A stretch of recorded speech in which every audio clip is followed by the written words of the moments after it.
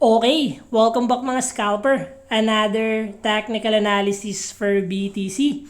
And wag na nga nating patagalin pa. Daily time frame is isang red candle and average yung volume. Silipin natin yung possible scenario sa lower time frame. Kung makikita natin, we are still on a strong downtrend momentum dahil nagkaroon na naman tayo ng bagong trendline resistance here. So meron tayong high, lower high, and another lower high yesterday. Nagkaroon tayo ng another rejection and binasag niya yung trendline support. So currently, nasa downtrend momentum pa rin yung BTC.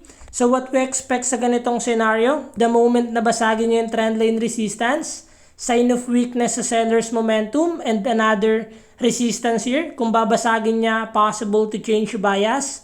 But currently, if i-continue ni BTC yung momentum and breaking this previous low, possible mas bumagsak pa ulit yung BTC because BTC still on a downtrend momentum.